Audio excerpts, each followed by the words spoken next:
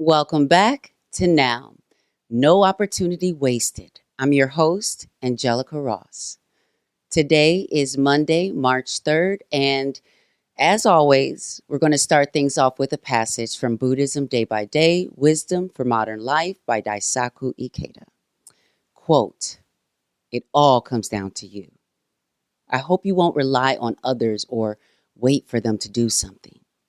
Try to develop such a strong sense of responsibility that you can stand up to the fiercest storms, confidently proclaiming, 'I'll do it. Just watch me.' Please confront reality, look at it squarely in the face, and with guts, wisdom, and strength, challenge everything that lies ahead of you." End quote. These words couldn't be more fitting for where we are right now, both in the world and in my personal journey. There have been a lot of storms. There have been a lot of challenges, but I'm still here. And as I return to No Opportunity Wasted, I'm going to bring all of that experience, all of the growth, and all of that fire into a new season. It's been a year since I recorded today's interview, and in that time, I've learned so much, not just about the technical side of podcasting, but also about how to navigate this current political climate while also staying true to my voice. Some things I did well, and some things, let's just say, lessons were learned. And that's why for the next few episodes, I'm letting go of perfection and just sharing the unreleased interviews, the good, the bad, and yes, even the ugly. Because in this moment, authenticity matters more than polish. And if you're looking for the unfiltered, behind the scene version of my thoughts and my insights, I need you to understand you won't always find that here, but you will find it in the Winner Circle, my free online community, where every month I go live with members for an unfiltered conversation where we cut through all the noise, we share real talk, and support each other's growth. Now, speaking of transformation, listen, I am beyond excited to introduce my upcoming class, Like a Butterfly, a masterclass on transforming your life. It's my blueprint for how I navigate change and how you can step into your power. Winner Circle members will get exclusive access for free, and YouTube members can access at the $9.99 level and up. And you'll also be able to take the course. But before we dive into today's interview, I want to introduce a brand new segment. Try a little something out. Now make it make sense. Because in today's political climate, it's a lot of noise, a lot of distractions, and a whole lot of folks trying to rewrite reality. That's why I'm bringing in my guest, former Georgia State Representative Renita Shannon, to break down the latest headlines and to get to the truth. So, let's get into it. Welcome back, everybody, to Now, No Opportunity Wasted. I'm your host, Angelica Ross. And right now, we're about to break through the political noise and get straight to the truth. I want to introduce a new segment that'll hopefully be recurring called Now Make It Make Sense, where we go through the headlines, the political spin, and all the mess and ask the question, now does this make sense? And today, to help me sort through all the madness, I've got my friend and former Georgia House Representative, grassroots powerhouse, and my go-to when I'm trying to decode all of the politics, Renita Shannon. Welcome to the show, Renita Shannon. Welcome back. What's up? You know, you've been here before, so I thank you for being here. Yes.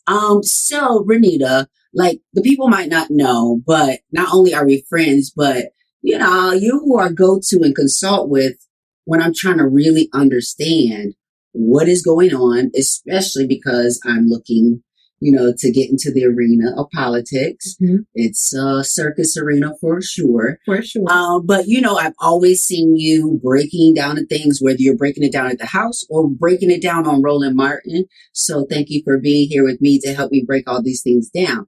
So I want to start breaking down. Okay, so some of the things in the headlines, obviously, the headlines are Trump, Trump, Trump, Trump, Trump, Trump, Trump. But I just feel like white people, I knew he was lying. But I just feel like white people right now, or the people that voted for him, are feeling like, I don't know what happened. And he's broken his promises. And I'm like, well, he's broken some of his promises. Right. Because some of them he is fully following through on that were in line with Project 2025. So let's kind of break through what are the promises that he kept and what are the promises that he's breaking. Like, okay, inflation. Mm-hmm. Now, I thought he told all of us the eggs and bread and all that was going to come down. Right. So you are pulling out the receipts. He did. He campaigned and said that he was going to cut inflation on day one of him being in office. He said that eventually he would cut inflation by 50%. Obviously, none of that has happened.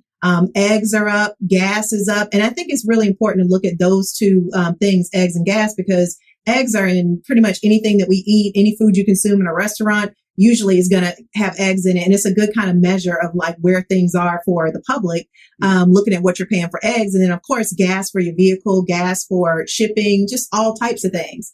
Both of them have gone up since he took office. So like you said, there's a lot of folks like, what had happened? And you see what's happened. But my thing is that he said those things.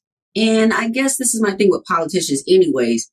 They say things, but my big question is always, how? Right. Was he like, do you even know? Did he have a plan on how, or how would he even get to that people would even believe that that's possible when we're already talking about, and they were already talking about tax cuts for the rich? Right. So to your point, why would people believe that he was going to do anything that he said he was going to do? It's something that I like to talk about a lot, which is there are still too many people who think that the white man's ice is colder. And it's not. Wait, so can you break that saying down? What does that mean? So what that means is people have this inherent trust looking at him saying, oh, well, he was a businessman. So all these things that he's promising that he's going to cut inflation and all of that, I know that he's going to do it. But nobody pays attention to how he ran his businesses before he was in office and lack of experience. That's what I was saying. Wait, okay. So we know that Trump is infamous for not paying his bills. Right. For leaving people high and dry.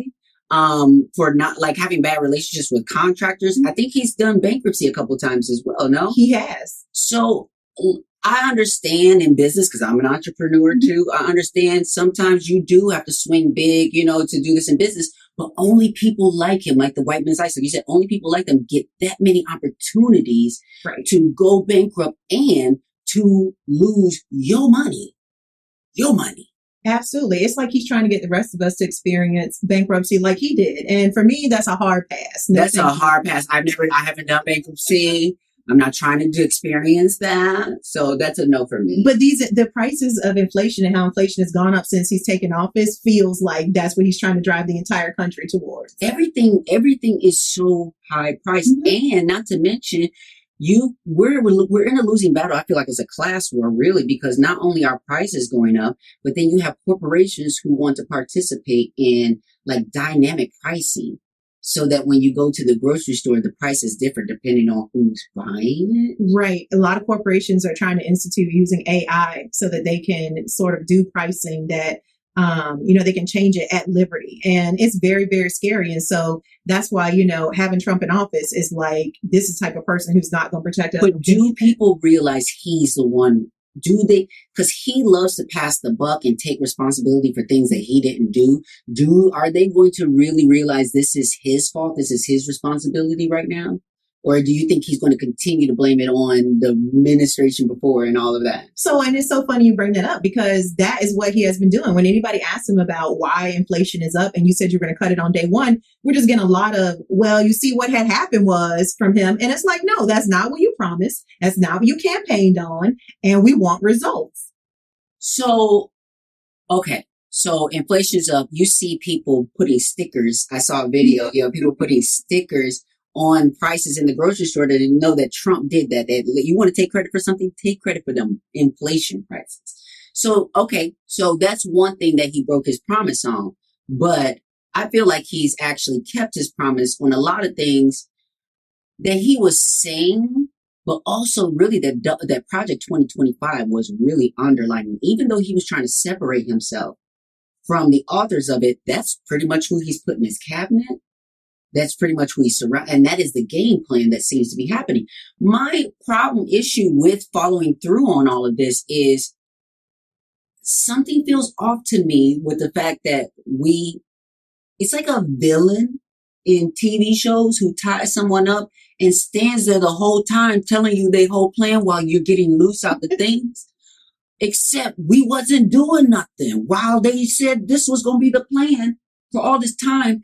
People kept asking, even during the election, then what will be not just your response to, what's your response to Project 2025? Because we know this is not just something that's going to be enacted if and when Trump wins, but it's something that was already being put into place. Right. A lot of Project 2025 has already been put into place. Oh, for sure. And like, if you look back to what Republicans were saying, even in the 80s, back to Ronald Reagan, a lot of the stuff in Project 2025 is what Republicans have been saying for so long. So it should not have been a surprise to anybody. But to your point, there were, roughly about 10 states that were all, and Georgia's one of them. There were roughly about 10 states that were already technically living under Project 2025 already, because most of the things in Project 2025 had already been accomplished in certain states. So now, let me ask you this about Project 2025. When it comes to police reform, because, I'm about defund the police, but, some of y'all can't handle that language. You can only handle it when they're defunding the education department. That's why these kids is walking around, can't read and add things up together. But that's another conversation. With police reform, first of all, I don't even think police reform is possible. But I know Trump seems to want to be a friend to the police and more policing. So much so that he has deleted a database. Can you, y'all may not know about this or when this had happened, but they basically, the database existed that was keeping track of police officers who were, had bad, I guess, a bad record or stuff on their record, what have you, so that we could know, so that they just didn't get fired and go to another police station. Who enacted this? How did this get started? Obviously we need it. Mm-hmm. And then, what's the name of it? And now that it's being, I guess, deleted, are we now having to start from scratch? So this is what happened. Let's just summarize it with Trump is a flip-flopper, and he's always been a liar and a flip-flopper. So the people who believe him, I just don't understand why they believe anything he says. But this is how this basically started. In 2020, after George Floyd was murdered by police, you remember there was also a presidential election that year, and Trump was running. And he mentioned that there should be a database that keeps track of police officers that have been fired for misconduct. Trump as well as he did, but it was not a new idea. In fact, I remember serving in the Georgia House of Representatives. I sponsored a bill that said part of it was for police reform, and part of it was to set up a database that would track bad cops. And at that time, when I sponsored that bill, I remember there was no database in place, neither at the state level or the federal level. So this was a very new thing. But Trump said it while campaigning in 2020 that he thought it was a good idea to have a database that would track cops who have been fired for misconduct, and also cops who had committed crimes and been convicted, like outside of their professional duty, and to make sure the DOJ would hold this database. And that would ensure that a bad cop can't get fired from one police department and then just go the next county over and get a job. That happens all the time. Exactly. And was always happening. So in 2020 was when the database actually came up. Now, he just said he agreed with it. It's important to note, he was not the person who originally came up with this idea. Many folks were saying that this needed to exist, including myself. Right. The point is that now, since he's taken office, he instructed the DOJ to delete this database. So it's only been around for a handful of years. He now has instructed the DOJ to delete it, and the database has now been deleted. So we've lost the information. Okay. So this is my thinking. Okay. Because as a tech girl, cybersecurity, you want to, make sure that, like, we have the CIA, not the government CIA, but the tech CIA. And the tech CIA is just making sure with cybersecurity that you have confidentiality. There's an integrity to the system and the data, and it's accessible. Mm-hmm. Sounds like not only is data not going to be accessible to us anymore as far as the police stuff, but the integrity of the accuracy of data is going to be in question, especially now that Elon has gone into all of our stuff and has access to records with interns and things like that and all this stuff. So my question is, this is one of the worst nightmares I have ever been a part of. And I'm wondering, aren't we in a situation where we have a backup that we can just, okay, the government is backed up on a hard drive somewhere. We can just plug it back up once this idiot is out of the office in 4 years and just get it back running up like it was. It's unlikely, because with him telling the DOJ to delete this database, I'm sure that would include any backups. Now, the one saving grace is, I'm hoping that there were activists who were possible. This database was public, so it's public facing. So that meant anybody in the public could see it. So I'm hoping that activists, or even that one website, the Wayback Machine that keeps track of websites that have been deleted, I'm hoping that they have a backup of the information. But to your point, anything that's not like officially kept and managed by government is going to be kind of suspect as far as like if the information is accurate. So it looks like we'll probably be in a situation where we will probably largely have to start over. But to your point, also, we're waiting for Trump to not be in office to restart this project of making sure that bad cops don't hop from county to county. But what happens all this 4 years that he's in office? These bad cops are going to be jumping from county to county after they have, been. And not to mention, he also promised people, don't worry about it. You're not going to have to vote no more. And he's trying to set himself up as king of this country, which I think, though I think you were telling me before, like a lot of these white corporate folks see themselves as king. Mm-hmm. So I don't think they want that idiot being king. But not only is I think he's following through when he says you won't have to vote again with this SAVE Act. Like, this is part going to that. Can you explain to the people what this SAVE Act? It sounds like it's something good, like Superman gonna come and save us. No, that ain't gonna happen. Ain't nobody coming to save us. It's definitely not anything good. In fact, I would summarize the SAVE Act as mostly just saving white supremacy and patriarchy, because the SAVE Act is a bill that's actually passed through the House already. It passed in 2024. In the House of Representatives. And it's a bill that's being moved by Republicans. It's getting revived again. But essentially what it does is it removes any sort of automatic voter registration processes. So like right now, for example, in the state of Georgia and in many states, if you go and get a driver's license, they will automatically register you to vote. So there's a lot of like automatic voter registration that happens. So it gets rid of any type of automatic voter registration. And what it says is that if you want to vote or change your address or anything with voting, you have to show up in person at like the Secretary of State's office. You have to show up in person and present documents that prove that you are a U.S. citizen. And here's where it gets tricky.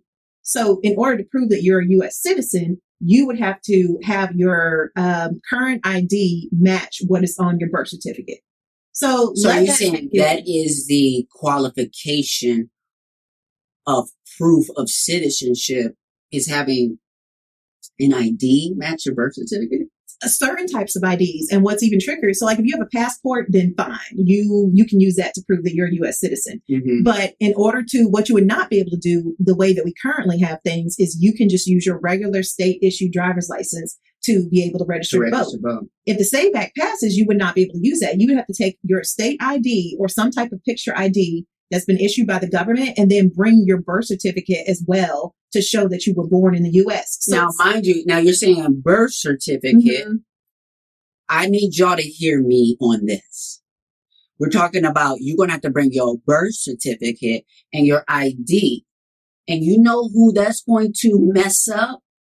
Not just trans people, not just me, and the fact that they won't let me change the name, they won't let me change the gender marker or the name on my birth certificate. So that will be different than the name and the gender marker on my ID. So that could, if the SAVE Act passes, that could give me trouble when it comes to voting. But it ain't just me and trans people. Who else does it hurt? It's and this is the thing that I really want to point out, like to your point and drive home.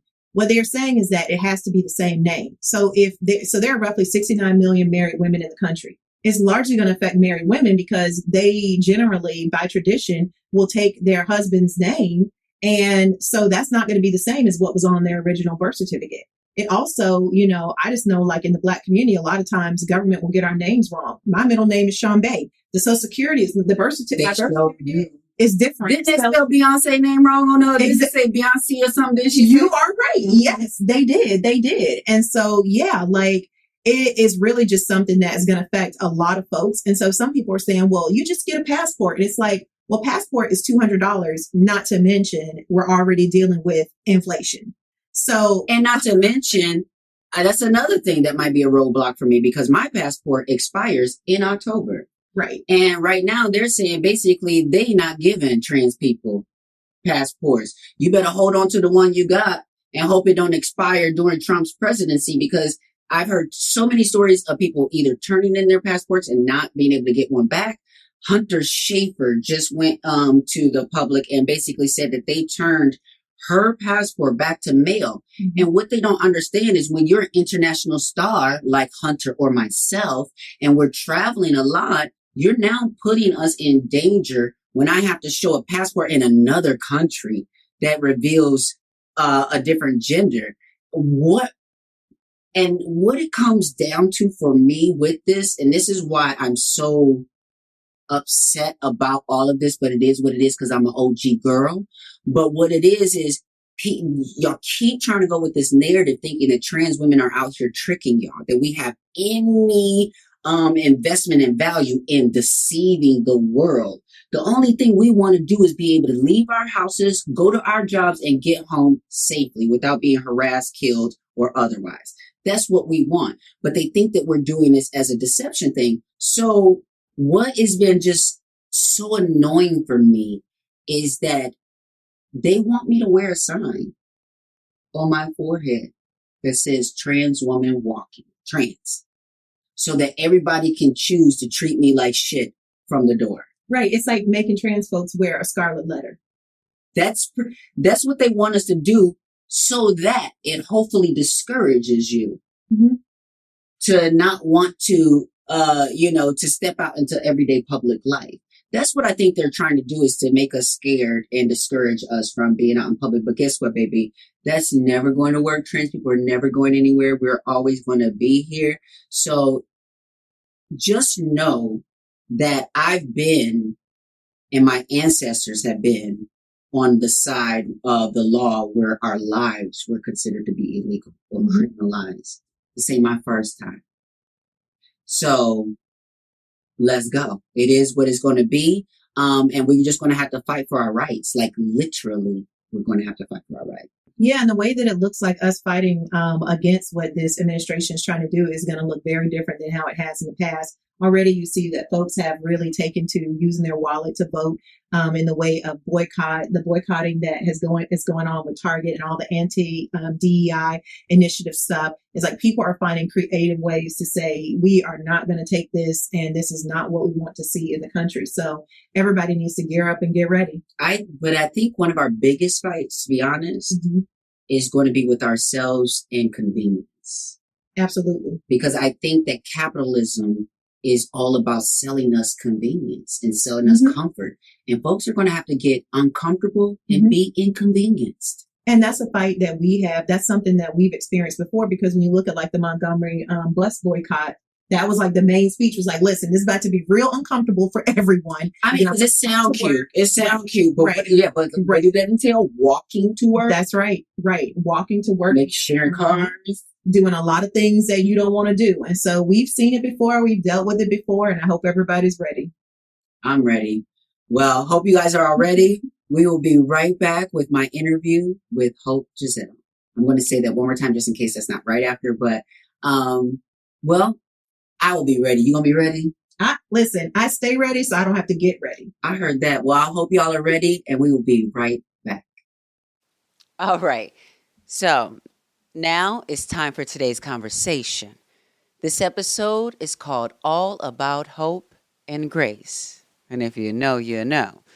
My guest today is someone who has been a part of my journey for a long time. We've had our agreements and our disagreements, but through it all, we've shared respect, or at least that's my understanding. Take a listen to my conversation with Hope Giselle Gotzi. Now, today, I have one of my sisters in the movements, kind of someone I consider a daughter. You know what I mean? I don't think I'm that much older than her, but I still consider her a bit of a daughter. Someone who I have watched grow in this movement, take up space, create their own organization, and then branch out into so many different things because everybody wants a little bit of hope. So please welcome to our podcast, Hope Giselle. Hey. Girl, it's good seeing you in person after it's been when was the last time I seen you in person? Lord. Oh, wait, where was it? It was something else I was speaking at. No. I can't even, I feel like it was LA. Somewhere in LA. It was somewhere in LA yeah, too. I feel like was it the Black Queer Summit? The Black Queer Creative Summit, yeah. One thing that I like about you, Hope, is that you always know where to show up. Look here. And when to show up. And it's so funny to me because when we were doing the Trans Day of Visibility with NCTE, of course I knew you were going to be there. And I'm looking and I see you there, Andrea Jenkins, yeah. A lot of folks from the Trans Latina Coalition, Monica Beverly Hills, just so many folks from the movement. But I felt like there could have been more of us, showing up there. And just meaning I think a lot of times people think, this is where I'm going with first topic here. I think that sometimes people think because as Black trans women, we know how to pull it together. We know how to pull it together so well that people think sometimes that we have more than we do. Absolutely. But like we say, you don't have to look like what you've been through, And never will.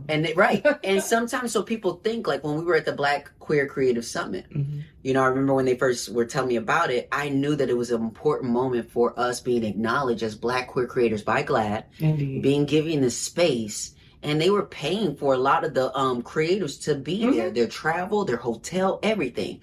So when they asked me to be there and I told them what my fee was, and they was like, well, we do respect you and we love you, but this is a particular type of event that we're actually not paying anyone. And we want all of you creators to come together on all levels.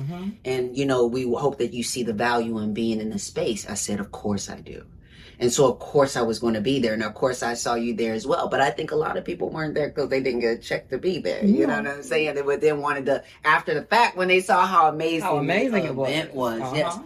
But talk to me about, because I know you know about the challenge of showing up when you're not being paid all the time. There's a huge challenge in that. And I think that it goes back to what you said about the idea of assumptions. People look at you on social media, they see the things that you have, they see the things that they think that you have, right? In order to pull it together, because people don't pay attention to people who they don't envy, who they don't want to be, who they don't idolize. And so there are some of us who go the extra mile to give y'all that image. But in that, sometimes it's a course 22. And it's that double-edged sword where in order for you to pay attention, I have to look like somebody. But then because you think I'm somebody, there's this idea that, oh, she has these and she has that and she has X, Y, and Z. So when you do show up to these spaces and you show up for free, or when people ask you to come for free, sometimes they think that it doesn't hurt your pockets. They think that it doesn't hit you financially. And it's like, no, this is my donation to the community. This is literally my donation to community. This is because I love this work. This hair, makeup, travel, wardrobe. My time, I could have been doing something else. Meaning it's not that I don't want to be here, but it's literally a thing of, you see value in who we are and what we add to the movement. So show us that value if you want us to come forward. Now, we always understand, especially when it comes to Black trans-led organizations, there are many times I will volunteer. Because of the work. Because of the work, because of the budget. I just can't, I can only do that so many times, or else I won't have anything to go from there.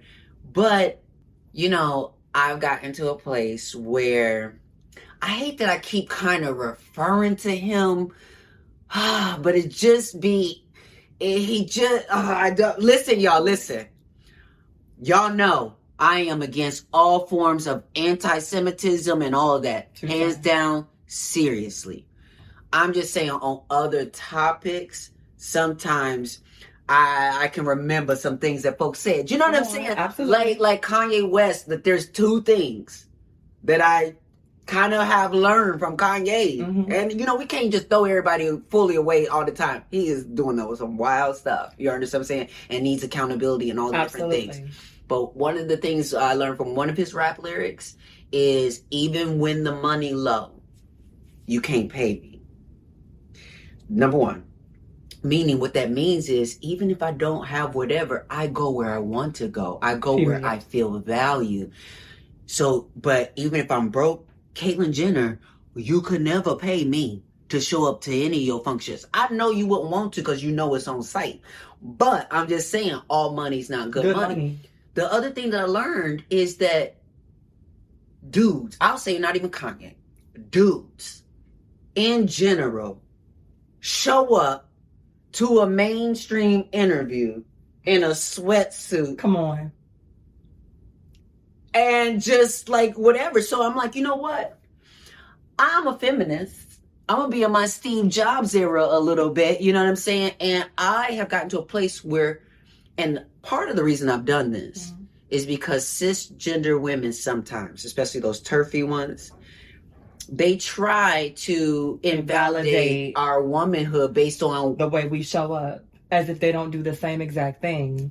But it's a target for us to show up and be pulled together. But for them, it's like, oh, well, are you not a woman if you don't have on your makeup? Are you not a woman if you don't do? Okay, no problem. So when I take it off and I still give that, the same way I gave that when I was over there on Fox Soul, and Dr. Umar called me a beautiful black queen with nothing until on. He didn't know. Until he didn't know. I didn't see that. So wait. So let's talk about that for a second. Let's talk about this for a second. Mm-hmm. You do things and show up places. Come on. I need to be more courageous, and I need to take a note out of your page. And I will say this because as a Buddhist, I practice so that my Buddha nature is on deck always to give the response that's needed. Indeed. So it don't matter what environment I'm in. It's just that sometimes I know the reality is that Candy Ferocity is a real person that lives deep down inside. And we'll come up out of there. And we'll come up out of it. If I'm at the Breakfast Club and somewhere and they get on the wrong page, I don't trust myself. I'm working on it. Because, I'm trying to get presidential. But, I'm working on it. But how? How do you go into these spaces knowing it's about to be one, knowing that even when they smiling in your face and saying it's going to be a great conversation, that they got something up their sleeve? How are you prepared for those conversations? Because I know exactly what the fuck I'm talking about. When I go into those rooms, I don't go into those rooms unprepared. The same way that they have their thought process down pat, I know who I am and I know where I sit. And I also understand that your talking points have never changed and never shifted. And some people might call it respectability, call it what you want to call it, but my life is not set up the way that most people's, and especially black trans women's lives are set up. So you can't use the man in a wig on me most of the time, because most of the time I'm locked up. I'm naturaled up. So you can't use that. Most of the time I don't have on 50 pounds of makeup. I do that for outings and shows. And so you can't say, oh, well, you wouldn't look like that if you didn't have on. You can't say I'm chasing after you or I'm desiring you, because my love, I'm taken. But, okay, right. All of that, first of all of that. But let's break it down to their transphobia, or what we now know as misogynoir, how their critique is only hurting their own reflection of who you think you are and how you think women show up. And I try to tell this to black cisgender women all the time. The same way that these men try to devalue and pull apart what makes me a trans woman is the same way that they try to devalue you as a black cis woman in general. Do you not have on the same wig I have on from the same vendor? Are we not wearing the same brand of lash? Look at the tag. Say Vivica Fox. Absolutely. Absolutely. Listen, I done fell out with my hair. Listen, Brandy, Vivica Fox, we love that y'all have given us a lovely wig lines. We love it. Come on. Yes. But I'm waiting for the Maya Scott wig line, though. I need the Maya Scott wig line. Yeah. But I'm also like, when they try to nail us down to the cross about things that we're all doing. You asked me for my doctor, sis. We went to the same place and got the BBL. We went and got the same breast reduction done. And so the same critique that he's making of me on today, he'll make of you on tomorrow for a different reason and use the same excuses. And that's why I'm not afraid. And at the end of the day, neither one of us have to. At all. It's not a must. But why is it that cisgender people have access to the same surgeries we want to have access to that are elective. For everybody. For everybody. So a lot of this, they know that a lot of this is about discrimination and specifically not liking us. But one thing that I've been pretty much liking about this kind of time frame is that people are starting to say it with their chest. Their whole chest. And as confrontational as whatever as some of y'all might think that is, we've been new what this was all about. We've been new what this is about. So how do you feel? Do you feel, I say, because you say you're prepared and you go into these spaces. Okay. Do you always feel safe in those spaces? Absolutely not. Right. But you are brave. I'm going to go. My thing is, I know when I go in, regardless of what, because I understood that space was a safe space because the host of the show, I had been there a couple of times. But what I also understand is that if the shit hits the fan, the only person going to protect Hope in this moment is me. Because the cis women are going to go into their corners, the cis men are going to go into their corners, and if I'm there alone, then I have to do what's best for me. And if that means that I can buck up, I buck up. If that means that, I say, this space is no longer safe for me and I'm going to go ahead and log off of this, then I do that. But my thing is I go in knowing that I have the option and the choice. So you can't scare me out of the space because I know I have the choice to leave. Is there a line for you? I think that the line for me would be the blatant disrespect of like the uses of the T word. Everything else is on the table. Say what you want to say because I have something for that. But I think that once we get to the point where you feel like all of your cards have been placed on the table and you have to resort to that, or you come out of the gate with that, I already know that you're not willing to go here with me. And so if we're gonna low blow it the entire time, I can read you for Phil, but you're gonna edit it and cut it out, and I'm not gonna. All of those blows are not gonna land the same. And then I'm going to be on the internet and I'm going to have to sit and live with the idea of the way that you painted the picture. And I'll never give you a chance to paint me through your brush. Ever. Y'all got that one? Never. So, Hope, you and I, we've known each other for a long time. Absolutely. We have not always agreed on everything. No, right? We have not always agreed on everything, but it's never been energy of disrespect between us. You call me, I call you. You call me when you want to run something by me. I call you when I want to run something by you. And if I don't agree with you on something, I may challenge you at that moment, and maybe later on it might challenge me. But also, I just want to highlight the fact that we are all growing, that the community is growing. And I feel like sometimes within the community of us all, there's not as much grace. Sometimes even for you, I see like when you may say something that all the girls aren't going with, sometimes I see a little bit of a energy. How do you feel? Because do you feel like you're open? Number one, I'll say one, because I feel like you are when I talk to you. So one, do you feel like you're open to community sisterhood and critique and feedback in a way that if anybody had anything or disagreement with you or felt like any kind of way, that you were approachable, number one? Secondly, do you feel that there's still room for us as a community to get through and past our maybe individual issues or different perspectives with each other? I think the answer to that first question is I'm still growing in figuring out how I feel based on the messenger. Because I know that there are some people who are trying to check me to humble me. And I don't want I don't need you to be trying to remind me from whence I came, because I know and I never forget. But when I know that people have genuine, like when you hit me up, I know you looking out.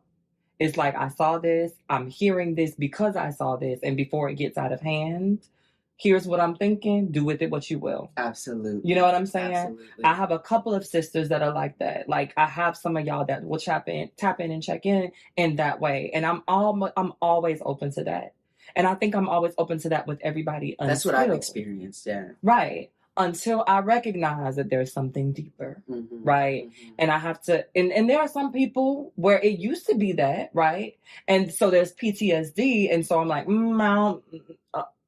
okay, I'm going to take with this what I need, and I'm going to leave the things that I think are coming from that other place, right? But I think that to answer the second part of your question, there is room for us to leave that stuff behind. I just got a message before I even got here from a girl who I thought was very problematic.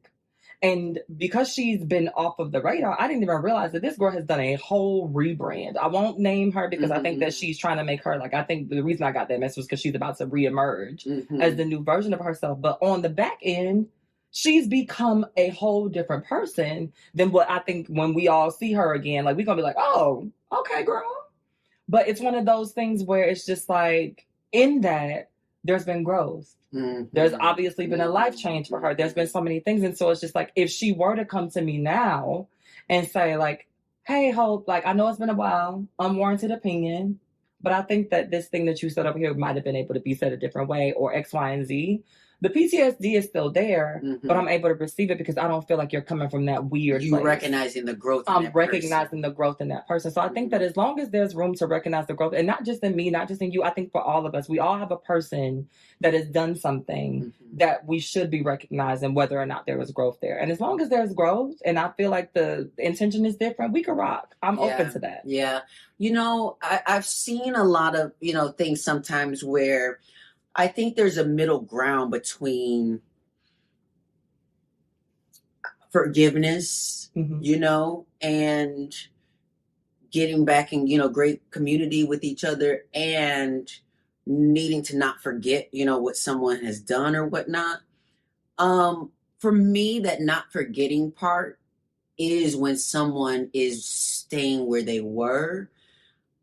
Sure, I won't forget, but I do think I can be wrapped back into not fully maybe or whatever, but just wrapped back into a place of grace and peace and supportiveness or whatever with someone who has grown. Because what I'm seeing a lot sometimes in our community is people trying to use these power dynamics to get everybody to jump against one person. And sometimes they're telling half a story. Come on. Sometimes they're not saying how they lit the match, or, just different things or whatever. Or using their platform sometimes. Or we're using like our community language in ways that's a little bit more harsh than what the situation is. We just know how to use violence as a language. You know what I'm saying? And so, I think we have to address what it means to be in accountability community with each other. Look, you are a brilliant Black trans woman who is just getting started with all the work that you're doing. Why would anyone in our community want to give up now on you, on me, on any of us, number one. So I think a lot of this stuff for me is always a reflection. For me, I take what is mine so that I can see myself in the situation. Like I just had a situation I was telling you about recently where some people didn't have my stuff right. Right. And that was a misstep on their part. But also, I messed up. Right. I'm the one who originally crossed my boundary and didn't have things set up the way that they should be. So I think that there's that same kind of thing available for our community where we need to offer each other a double-sided mirror. And grace for yourself. And grace for yourself. When you mess up, right? Because you would want that same thing. When I think when you mess up for other people, it's easier to like give yourself grace. Like, oh, like I'm a human being, it happens. But when you mess up for yourself, I think we oftentimes beat ourselves up, and then that anger is misplaced towards the person that we did it for. And I think what I learned from you in that situation was you could have made the entire thing about the person. You was like, nah, that was on me. And you gave yourself grace and didn't like make it a whole thing. Like, you know what? Because sometimes we like, it's just like, no, I'm learning from this situation. I know that because I did not like the way that I felt this time, it won't happen again. But I'm not going to beat myself up this entire weekend. No, exactly. So I hope that we learn to move forward with each other with a lot more grace and acceptance, and knowing that not only are we all learning, but our world needs different messengers because we all speak differently. to different audiences of people within the same community. Absolutely. And it just lands differently with each person. And it may just be maybe the 5th time that you've said something and then it finally lands with somebody, but still we need all of us to put these messages across. Now, one thing I want to say before I want to bring your Prince Charming into the chat. But before we do, I want to talk butterfly talk. I want to talk girl talk because you and I both share something in common. And I know that you reached out to me, actually. Yes, I did. To get some advice as you were going through your own transition and having your surgery. And was I real with you? Yes, absolutely. You know, because I think that a lot of times people think that we're just selling only the positive sides of things and blah, blah, blah. But no, I'm telling you exactly what it's going to be. And what it was what it was. One thing we need to tell you as butterflies is that you don't get to transform from a caterpillar to a butterfly without a little bit of pain. To completely have your being taken apart and putting back together. Right. What I saw that process for me, and I want to know if it was kind of similar for you. I totally saw myself as that caterpillar because I was pretty much confined to my bed because I couldn't really walk. I had to do our Kegel exercises that we had to do, you know, while we were healing. And so I was doing like 3 times a day, taking the medication. So I was just kind of wore out. I was like just in my hotel room, in my bed for the most part. You eat, you do, you know, whatever. And what I likened that to was me being a caterpillar inside my cocoon. I needed to be in this space. And what I know is that, like, to me, the pain that I was feeling, I just imagined to be, you know, when a cocoon is made, how it has different sections. And when the butterfly comes out, it's almost as if those sections burned color. And different pieces of it. Absolutely. So I felt as if in that moment that I was being remade into something, if it was even possible, even more beautiful than I already was, because I said to myself, I want this surgery, but I'm a beautiful woman now. Already. I love who I am now. Already. So everything else will be just extra. How was the experience of you dealing with making the decision, getting there, experiencing the reality of the pain, and then going through the process of healing? What I will say is that you and the advice that I got from you, and I'm not just saying this because I'm here, because y'all know I would be honest, but after that talk, I felt really invigorated. And then after seeing, there was one video in particular, and I'll hope that you find a clip of it and like insert it so people can see what I'm talking about. You were walking through a hotel. You had on these like slamming, like it was a basic outfit, but it was like some leggings, a little crop top moment. It was after you had the surgery and you were hitting it. And I was just like, bitch, that's that freedom walk. Like, that's that, like, I ain't got to worry about y'all seeing nothing slip. I ain't got to worry about the tuck moving. It just is what it is. Ma is here. And there was something about, I was like, I want that freedom walk. Yeah. I want that freedom walk. Yeah, I never heard it said like that before, but that was what it was, because nothing can prepare you for the freedom that you finally feel when you realize I don't have to worry about that anymore. I don't have to think about it. I'll never forget when my first freedom walk, it was in Giant. I was grocery shopping in Giant, and I was just walking down the aisle, and I remember for the first time, it was like, oh wait, I don't have to, like, my sweatshirt lifted up a little bit over the area, and I was like, I don't have to. And I pushed that buggy a little different. And I went to strutting down them aisles just a little different. And there's something about that felt so beautiful. But the process, like you said, because I spent 2 weeks in my hotel room in the bed, and I spent 2 weeks at home in the bed. And when I tell you I couldn't do anything except stay medicated, sleep, do my Kegel exercises. Yes, we had to do those. And repeat. Like, that was all I could do. And I was just like, the entire time I was like, but girl, you want this? And when you get up from here, you're never going to have to worry about these things that have inhibited you for so long. And I knew that it wasn't for anybody but myself, because everybody who I loved, the people that my circle, my tribe, as I like to call them, they were fine with Hope. I was fine with Hope.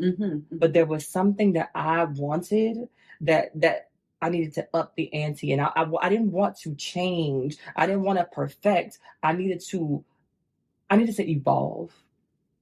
And my evolution came in those 4 weeks where I had nothing to do but think. Wow. I had nothing to do but think about the decision that I made to step further into who I was, the decisions that I was going to make and what I was going to do with this, right? And this choice that I was making and how visible I was going to be, what type of person I was going to be, the way that I was, because I've seen it happen in ways that were negative. And I had to talk myself through some of the disgusting thoughts that I was having in my bed. Oh, I'm a shit on, That's not what you got this for. You didn't get this to do that. You got this to become and step in and evolve. And so I was having those moments, and I checked myself before I got a chance for the world to check me. Oh.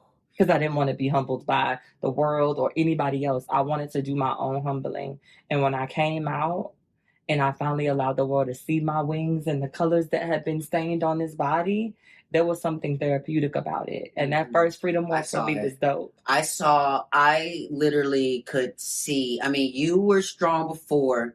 I remember you telling me, you know, and I knew you were one of the girls, meaning it's not for everybody.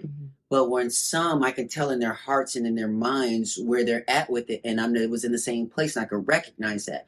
So it wasn't that you weren't willing to work for community, to do things, to show up. You were doing it then. But this allowed you to really be in my bag. To do even more. Absolutely. Okay, so when we come back, we're going to bring someone into the chat that I think must have had a butterfly net. We'll be right back. All right, y'all, we are back, and we have another special guest. Xander stepped into the chat. Now, wait. Xander, what's your last name? Gassi. Gassi? So is that going to be your last name too? It already is. I am officially Hope Giselle Gassi. Wait, so you all got married. So this is with the wedding that we're going to be going to in June is kind of just for every. So actually, okay, so here's the thing. Yes, let's talk about it. What we didn't realize, and what I don't think a lot of people realize, is that once you get that marriage license, y'all are officially married, and you have to get the marriage license before you have the ceremony. So you have to have it before nobody is actually married on the day that they on the day that they get married. So y'all are still going to a ceremony, right? And the people who are buying the virtual tickets, y'all are still watching the wedding. Okay, so it's not that, like, we're just already, the paperwork is done, so we're official. Where did you get the audacity and just the wild idea to do a theatrical release of your wedding announcements? And you have like a theatrical poster and you're hanging off of the end on a clip with a bouquet of flowers. I'm like, oh, you better get Look here. I like to think that I'm the trans Beyonce. And so when I do things, I try to, in my mind, I'm like, okay, what would Beyonce do if her budget was 45,000 times less? How would she still slay? How would she still slay this?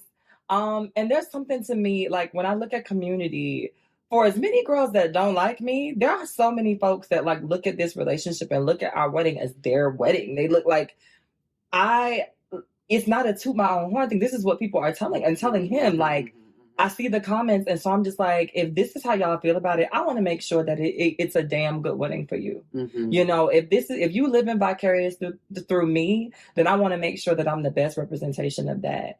And when I think, I lay down and I dream, and I'm like, okay, so how is this gonna end? What would I want this to do? And again, if I were watching Beyonce pull a wedding announcement, it wouldn't just be some Beyonce just saying, okay, like, we getting married, or we're just doing, and mind you, she had the quietest wedding, right. But I know what you're saying in essence of, like, her concert. And concerts and things like that. It's like, what is the rollout given? And we still have rollout for y'all. Like, we're not done with the rollout.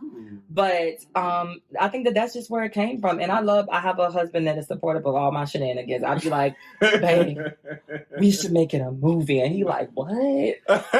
I've been learning, though, that he's kind of up for the shenanigans. He really is. You don't want to plan the shenanigans. You want to be a part. So, okay. So now this podcast is No Opportunity Wasted. And so what that's all about is to not waste an opportunity, is to understand that even when you were having these challenges, each moment is an opportunity, right? Mm-hmm.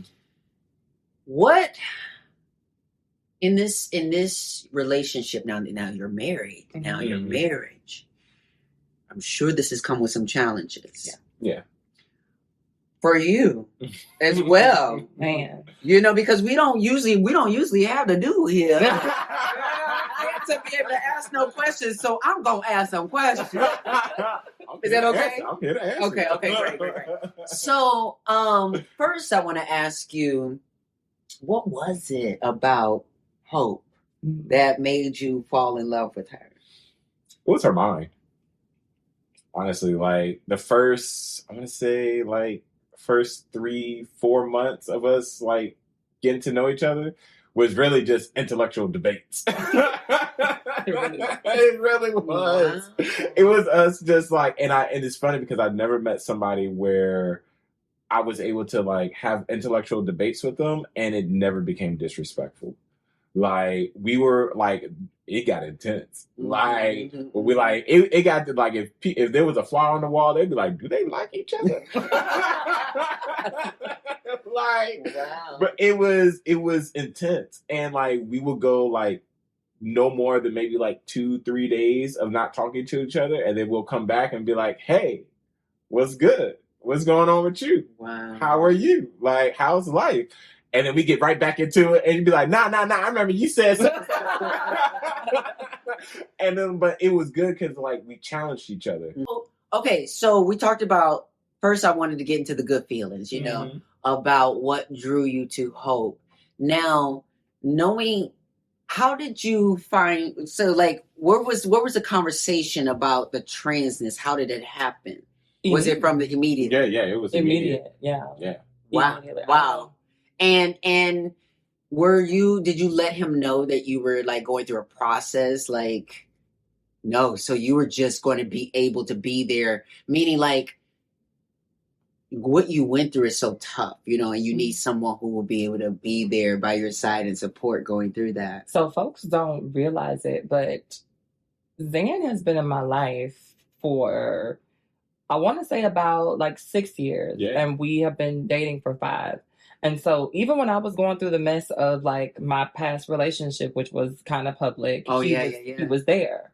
And so it was one of those things where Zan and I were really... Let the best man win. You know it. The best one won. Yeah. Not, you know, we don't know shade. Right. Y'all know he... Anyway. So... it was one of those things where, like, I didn't have to explain a lot because, you know, he saw what was happening, like, we were still friends, and so there was a talk about it. But as far as, like, the transformation that I was making, like in my bodily, like, I had made the decision, and so we were 2 years into our relationship. Yeah. You know, and what was so beautiful about it was, I remember I was on the beach, and I was having like a health issue. I don't know what was going on, but something was like really bothering me. Like my tummy was hurting. It was just a whole thing. And I was on the beach. I don't know what possessed me to wear a suede bathing suit. Okay, Beyonce. Right. Yes. And mind you, it was hot as hell. It was hot as hell. It was hot as hell. But I wore this suede bathing suit, not thinking in my mind, but like I'm tucked to the gods, but I love to get in the water. So that bathing suit was a sunsuit. It wasn't made to get in the water. So I get in the water, it starts to sag in my crotch, and now it's visible that, like, I have this going on here. My tummy hurts, so I'm just like, I want to get in the water. I want to enjoy myself, but I don't want to tuck again. And I go to my boyfriend, but, you know, like, husband, I'm just like, babe, there are people at this beach, but I don't feel like tucking. I want to take this tuck off, and, like, it's going to be obvious that I have this bulge going on. Like, is that okay with you? Because and he looked at me and he said, I know who I'm dating. don't project this onto me. I don't have a problem with what you have going on out there. You do. So as long as you are okay with them knowing what you have going on, I'm okay with them knowing what you have going on. And it was at that moment that I realized like I had the right person and that I could tell him whatever I needed to tell him about my true feelings about how I was feeling about my body. And we had that talk and we had a deep conversation about it, and I had his full support. And the entire time that, like, mind you, I was in Philly when I got my surgery done. And my husband works, at the time, he was working 24-hour shifts.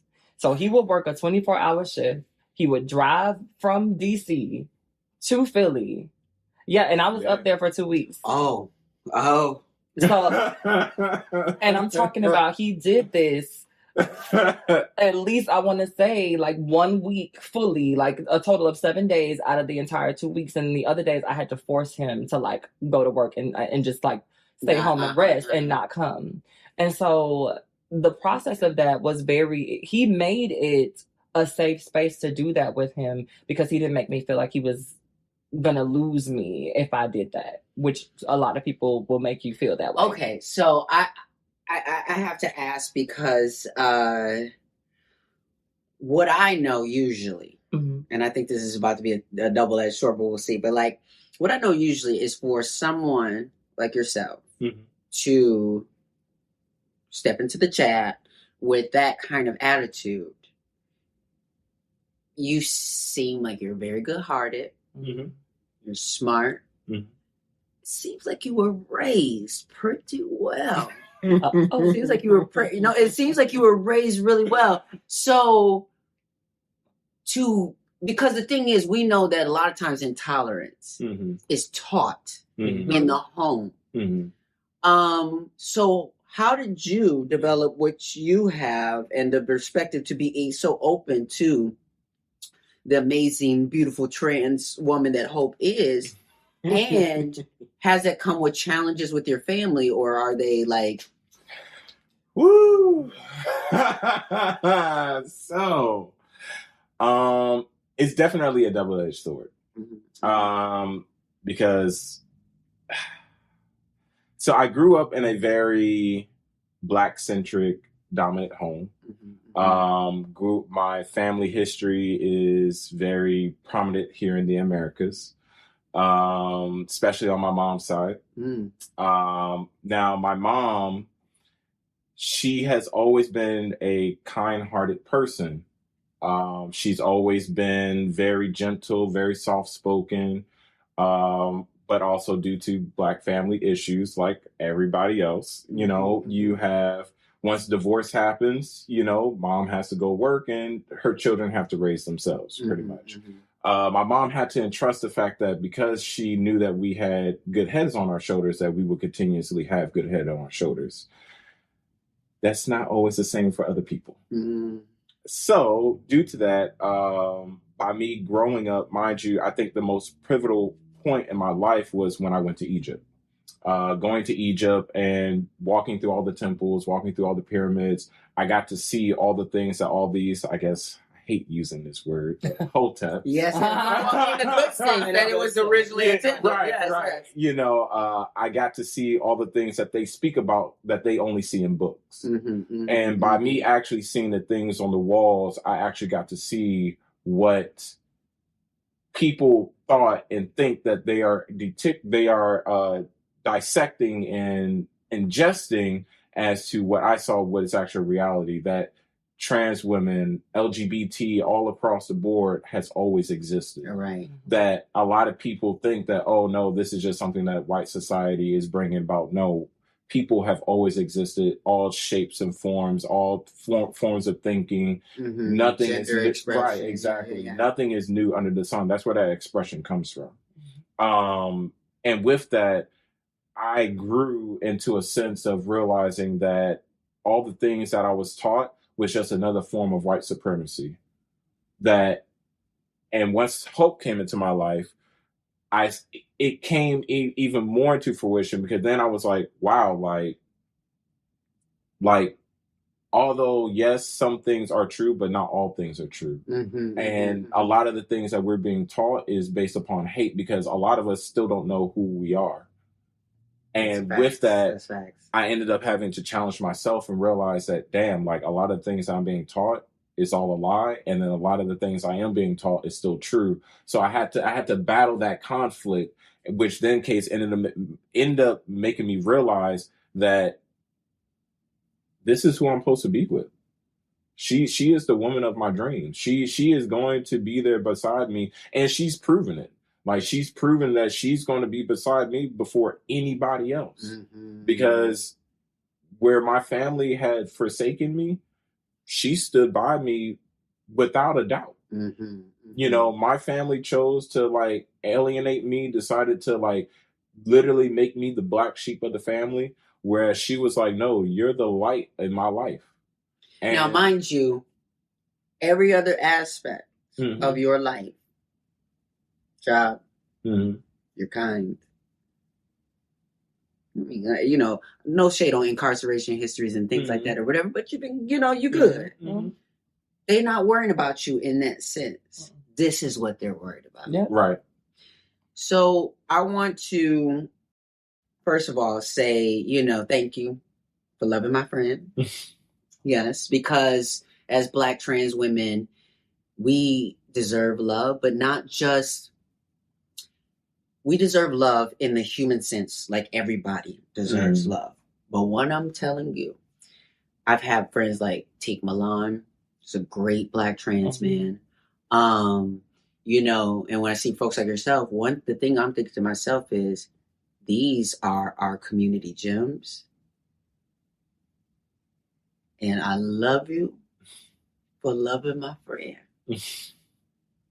But no. Real fast. I don't expect anything less. Real fast. Because folks like her, myself, Teak, we've gone through a lot to have that kind of wisdom, clarity, strength, confidence, beauty. And sometimes, especially in the hands of the wrong man, they just want to manipulate, control, and actually make you cry, make you feel insecure, confused, all these things. Like, I've been listening to Miss Slumflower Girl. Come on, oh baby. Oh my God, she's just like a brick.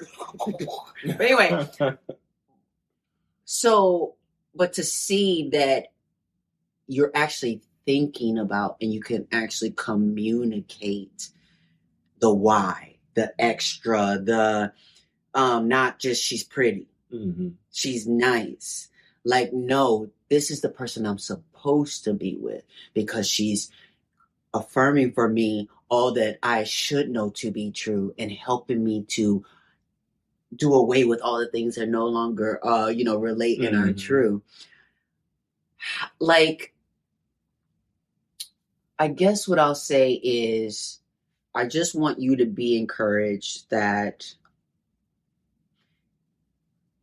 we need, I know hopefully there's going to be a part of your lives where you're going to look back at it and realize that movie poster was for real.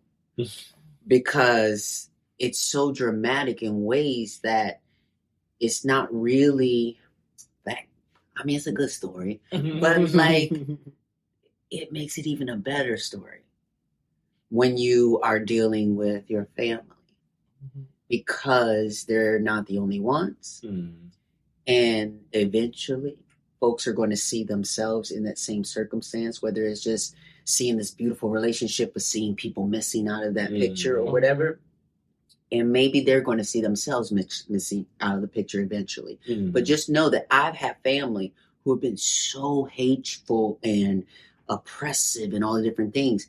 But when they wake up to what they've really been doing, it's kind of devastating for them when they realize what I was really a part of. But they're so brainwashed to think that they are doing what's right and trying to save you from ruining your life when they don't know that this is the woman that's giving you life. That part. So just I would just say what I want to say is just like, you're now the husband, man of the, you lead with, and I know we ain't always doing the patriarchal blah, blah, blah, but So just know that as you're doing that, you're going to be obviously protecting this family that you're building, but keep the door open. You know what I mean? Like, because, and I know, wait a minute, because you're Buddhist too, right? Mm-hmm. Listen, let me tell you something. I forgot. I don't even know why I didn't even get into that sooner on this podcast and realize that. And matter of fact, that's why it makes sense that you come into the situation with a Buddha nature, and just as you're protecting them, keep the door open for your family. It might take some time, but it is going to be how you respond. They're saying whatever hateful, and it makes sense for us. I did it. I fought my parents. I cussed them out. We had blows. It was a lot of things. But when I stopped that and realized that we both were not behaving the best, and that if I couldn't control them, I could at least control myself. It doesn't mean that you're agreeing with the stuff that they're doing, letting things slide, being a punk, letting them do this or whatever. It's that now, as you know, as a Buddhist, I'm going to just be a mirror so that you see what you're doing and what I'm not. Because I'm refusing to participate in the negative energy. I'm refusing to participate in creating more drama. So I'm going to still tell you I even love you. I'm going to still tell you do you know, it's probably going to be irritating for them at first. But if you tell them that you're praying for them, they probably going to be. But I want you to. It's funny because the door is always open. I just need accountability. Yes. That is where it all starts. Because once there's accountability, once you could say, you know what, I have wronged you. You don't even have to say I've wronged you. You could just say, I messed up. You know what I mean? I was in a place, because in all, I also understand that a lot of the hatred that they are putting onto me is a reflection of what they feel inside. We know this. We know this about, because any person who doesn't walk in peace and love is because you're feeling hatred and disdain and guilt within inside yourself. And you're misery loves company. So like by you showing that by you giving that to somebody else, is only because you're feeling that inside and you don't know how to deal with it. Which is why I say we as people need to go to therapy. And eventually we'll have a therapist sponsored ad to put in there right there. Well, right now, and I'm not going to mention nobody, but there are plenty of options out there, and it's more accessible for us these days. But we do have to take responsibility for our own happiness and our own healing, and that's what this podcast is about. Because at the end of the day, the day got to end. Oh wait, that was Glorilla. Glorilla. She said at the end of the day, the day got to end. But a fact is a fact. But a fact is a fact. So one thing I want you to do for me too as well, because I'm going to be doing it too. Let's bring our sister into the Buddhist practice. Yeah. Let's let. It's working. It's working. It's working. Because I already see. Because the thing is that like. What I love about the practice is that it's just the most magical mirror that you could possibly have to see yourself beyond the lies that people are telling you, or the crap that people are trying to feed you about yourself and your value, and be able to see, because sometimes we have to check in with that reflection. And our practice is to check in twice a day with that reflection, so that when you dealt with everybody's attitudes and all that kind of stuff all day, and people telling you and calling you this and saying whatever, and then you come home and you realize I got a husband, and so how about I drop whatever that was and be grateful for and show, whatever, but enjoy what this is. It gets you, but you understand a lot of people go to work and spend an 8-hour day at work and then come home and bring that same energy to their partner. And I do sometimes. And so this is a thing where you can spray Windex on that mirror, wipe that shit away, and then start to see things actually really clearly. Because I'm telling you, I'm going to be honest, I've had situations where, people get me messed up because they think that I don't know the consequences of my actions. I move. I'm fully aware. Of what things are. I may have to shift things around and do different things or whatever. Mm-hmm. But there was a point in which I hadn't been working for a while. Mm-hmm. And I got bills. And things are happening. And people are trying to shut me out. And this, whatever. And I have anxiety.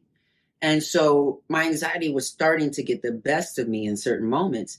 And then as I really dived down into my practice, I'm telling you, I was chanting. And just one day, it like hit me like this. And I was like, you're fine. You're fine. The lights are on and you have wood to burn. Meaning, I have assets. Mm-hmm. I have things. I have stocks. I have a house with $300,000 of equity in my house. So I'm fine. Because even if I had to sell my house, I'm good. And I'm not attached to whatever success marker that was supposed to be. Me for me. I can let it all go. Mm-hmm. And so that you don't need nothing. Like Tina Turner said, I don't need nothing but my name. Mm-hmm. So this is what the power of this practice can do, and to allow you to not let people, number one, project their things onto you, but also when we're sometimes confused about what's going on. Bitch, we got a problem? Is you being shady? Is something going on? Whatever the case is, and blah, blah, blah. And it puts us into a space of either seeing one, either they are being shady, right, and like you said, if we're being a Buddhist, then we're realizing it ain't just that they're shady by nature. Mm-hmm. It's that they're dealing with their own hurt, problem, whatever, because hurt people. Mm-hmm. And, bringing that stuff in, a happy person is not doing all that drama kind of stuff. Right. So it gets to be this place where you start to have a little bit more compassion, even when people are being irritated and all kind of other things, because it's almost like, I feel sorry for you that you think that's the way. Mm-hmm. It's not an easy thing to do. Not at all. At all. But it gives people, we call it bodhisattva, never disparaging, because what it means is we try to practice not disparaging people and realizing every person's a Buddha. Trust me, because Caitlyn Jenner and a few other people test me on that one. But I do bow to them in a way, because I even bow to Caitlyn Jenner. And let me tell you why I bow to Caitlyn Jenner.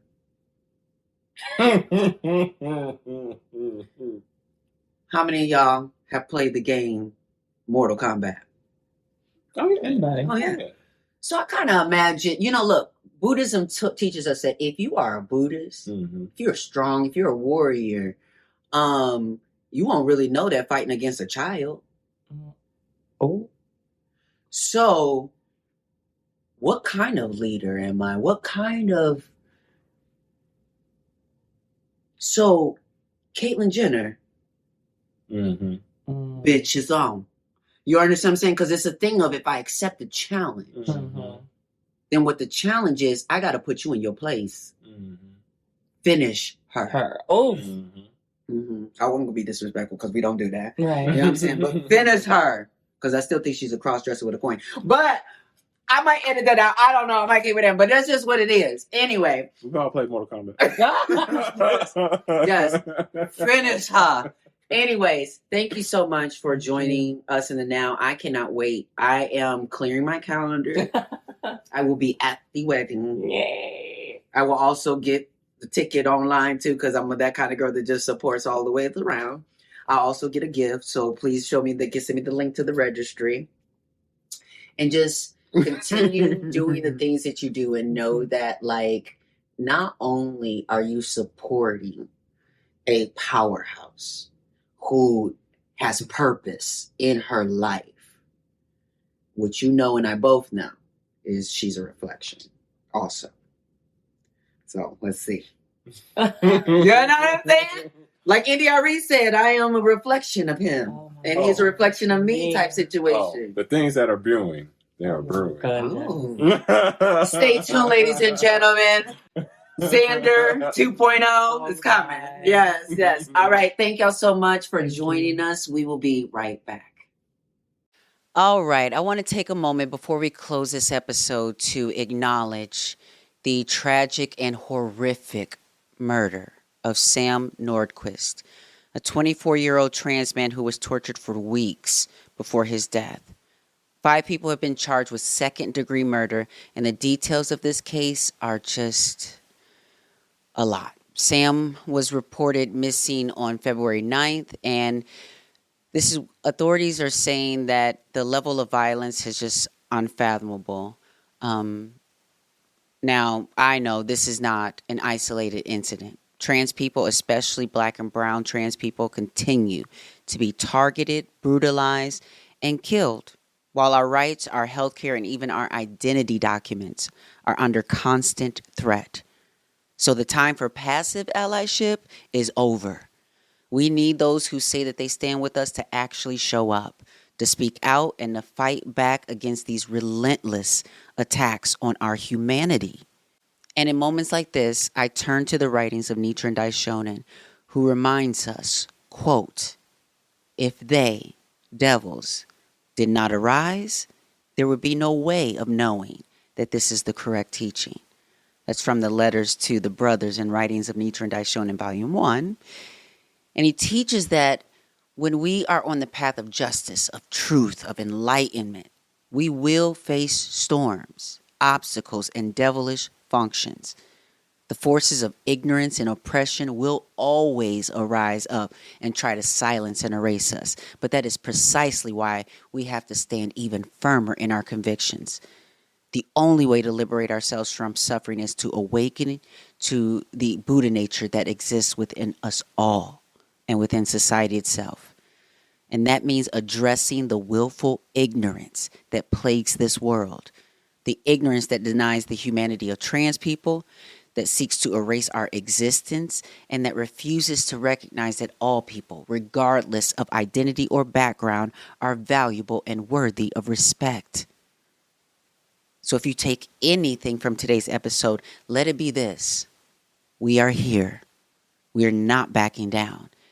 And if you are someone who believes in justice, now is the time to step up. Thank you for listening to No Opportunity Wasted. Thank you for returning. If you want to be a part of deeper, unfiltered conversations, join me in the Winner's Circle, my free online community at win.missross.com. And if you're ready to take the next step in transforming your life, stay tuned, honey. Like a Butterfly, a masterclass on transforming your life is coming soon. Until next time, stand strong, speak truth, keep creating space for yourself and for others, and don't waste a single moment. No opportunity wasted.